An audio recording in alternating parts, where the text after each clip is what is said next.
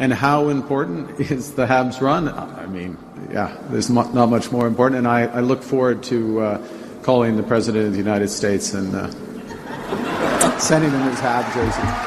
Ooh, fighting words. Mark Carney today. All right, nothing more important, even though he was announcing a $1 billion aerospace project, but nothing is more important than the Habs. Well, let's ask our political analyst, Scott Reid, CTV political analyst and former advisor to Prime Minister Paul Martin. With the warm weather approaching, Guaranteed Industries and Canair would like to remind you to book your spring air conditioning maintenance tune-up.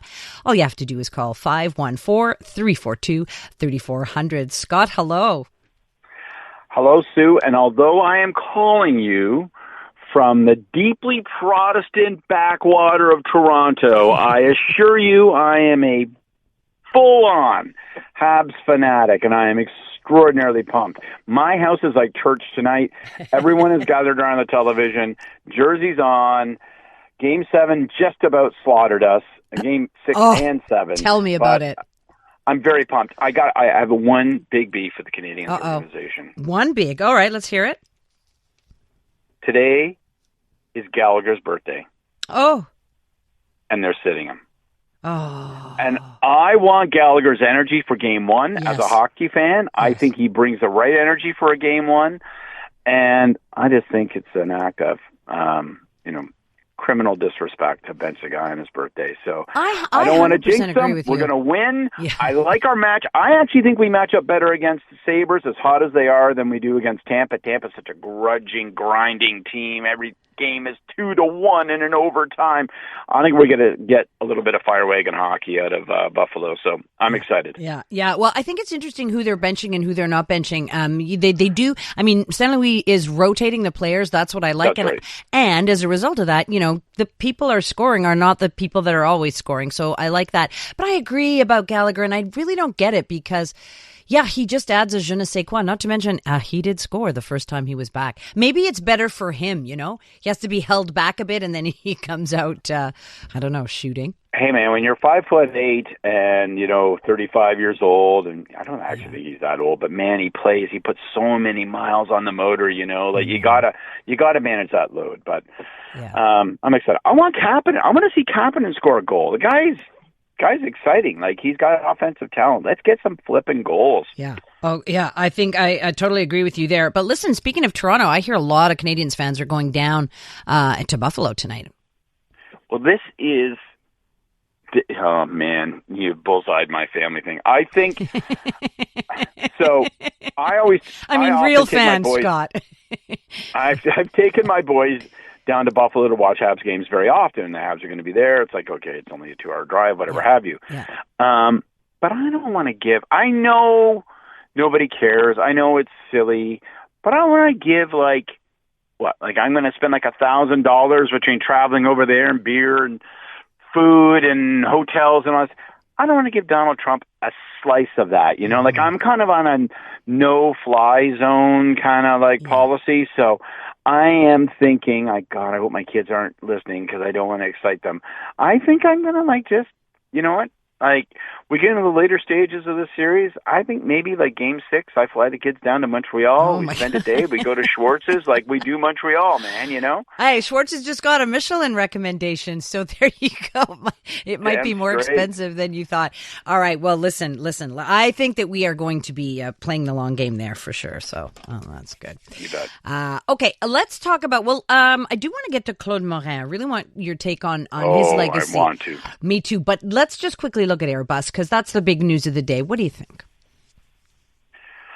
Well, I think a couple things. First of all, it's a big deal.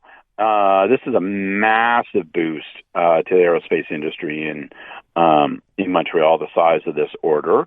I think it's good for the Prime Minister because people say, well, where's the beef? And he does these trips. And I'm not giving the guy credit for it. I'm not saying he secured this. But, it's exactly the kind of investment that he talks about. It's obviously good news for Frechette. She lives in a world where there ain't a lot of good news. So This is a good announcement for her. And, the other thing, I think it's actually, just to play Homer, I think it's good for Bombardier. I think when you get Airbus manufacturing out of Mirabel, putting that much money in, I think it unleashes the competitive juices, and I think it means that, Bombardier wants to match, they don't want to be outdone in their home market, and so then you get like all that kind of chemistry going, and all of a sudden, it's not just like a nationally significant thing. You start to say, hey, you know what? Montreal is an international hub for OEM, for airline manufacturing. So I think it's good politics for pretty much everybody involved, and I think it's great economics, and I think it's great for Montreal. Yeah, I mean, we were talking in the last half hour about just how much has been invested already in that project. I mean, if you follow the line from Challenger to C Series, now it's called an Airbus. But it's all, it's been a Canadian design that's taken a while to get off the ground, that's for sure. Well, so long that even a massive order like this doesn't guarantee it's going to be economical.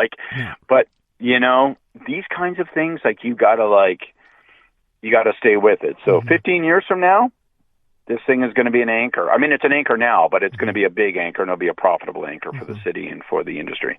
All right. I like that you're playing the long game there 15 years from now. Okay, let's get to Claude Morin, because I want to talk about him. He's been such a kind of a larger-than-life figure, very central, but also very controversial. He has died. He was 96 years old. What are your thoughts on Claude Morin? Well, I have two thoughts. And I'm going to start by saying that as a kid growing up in Eastern Ontario, Anglophone territory, Claude Morin penetrated, right? I remember watching, obviously I'm a political nerd and even was back then, but I remember watching those giant saber-crossing battles between Ottawa and Quebec City, Lévesque and Trudeau, and Claude Morin, right, is right there. I mean, it's astonishing me that he really was the architect of the Quiet Revolution between the Sage, and then he goes to the Péquistes, and the role that he played for Lévesque. You think about those great Donald Britton documentaries in English, and he's right there beside them the whole time. And I just think Lévesque, Parizeau, Morin, he's right in that conversation. Bouchard as heroes of the sovereigntist movement, and maybe you hate sovereignty, maybe I hate sovereignty, but you have to respect it. And I think he was an intellectual driver. I think that he was a giant in that movement. Mm-hmm. And then I will add this. Yes. I think he disgraced himself, and he put an eternal stain on himself. And I'm sorry to say this on the day he passed. I'm sorry to say this. He's a 96-year-old man, but being an RCMP, a paid RCMP informant. I've been in politics my entire adult life. Mm-hmm. Politics is a tribal game. It is a tribal sport. It is about loyalty. It is about team. And the idea that from 1974 to 1977, he was dishing secrets as best he could muster for checks to the RCMP. It is a disgrace. It is a betrayal. I cannot imagine. I think there's one biographer who said that Lévesque could almost never comprehend it. And I'm sorry to say this, but I think it's a shame that will haunt him. And I think it's one of the reasons that his memory is not more celebrated, and his position is not more celebrated. And again, I'm sorry. I know it sounds terribly ungracious. But let's just be honest. Mm-hmm. What he did to his team is disgraceful and unforgivable. And did he do it out of any kind of principle, or was it just for the money? I don't know. I mean, he always made the argument that he felt that it gave him insight as to what the feds were thinking, and that there was a great strategic genius. That all just sounds like complete BS to me. That sounds like a complete rationalization for an indecent act. That's this kind of thing like, honey, I wasn't cheating. I was just experimenting to find ways to spice up our marriage. Sure you were. All right. Are we going to leave it on that? Are we going to maybe remind people that he also, he was a kind of a brilliant political mind, because he is the guy that did sort of pave the way for the referendum, for separation through a step-by-step process, right? It was all his strategy. And, what put the Federalists in fits, this, kind of martial a sense of grievance, turn that into an argument for Sovereignty Association, turn Sovereignty Association into a mandate for separation, a question that was as long as the St. Lawrence River in 1980. Yeah. All of that was his strategy. All of it was incredibly shrewd. It put his enemies in knots. So yeah, no, I do not take a thing away. That's where I started. I mean, this guy is a giant, but I think it's all shadowed, contaminated, and eclipsed by that choice that he made, and I just can't. I cannot. As someone who's been involved in politics, I can't fathom it. I can't imagine it. I don't. How big could the checks have been? Yeah, it's inexcusable. Yeah. All right. Well, listen. Thank you for giving us that really interesting take, Scott. I appreciate it. Thank you. Have a great day. Go Habs, go. Habs, go. Yeah. Bye. iHeartRadio is throwing it back. 2010s, the decade. To the days of huge hits and unforgettable anthems. A non-stop stream of the biggest and best. Drake, Rihanna, Beyonce, Katy, Gaga, The Weeknd, And more. All your decade-defining favorites all in one place. Hi, it's Katy Perry. Hey, it's Bruno Mars. This is Kesha. Find 2010's The Decade on the free iHeartRadio app. Preset the station so it's always one tap away.